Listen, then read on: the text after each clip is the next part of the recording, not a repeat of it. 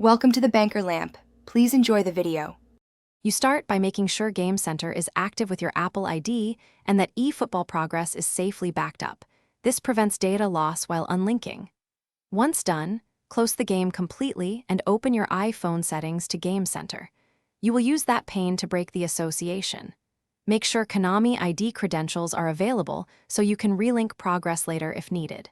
Now, proceed to sign out of Game Center, but do not delete the app yet. You need to follow the next precise steps.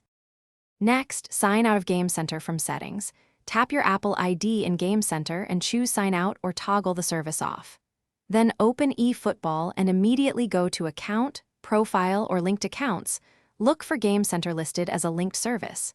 If the game shows Game Center connected, choose Unlink or Disconnect and confirm the prompt.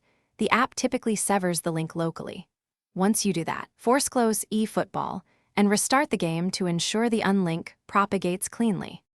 To finalize, if the game still shows Game Center connected, delete eFootball, reboot your device, reinstall and sign into your Konami ID instead of Game Center.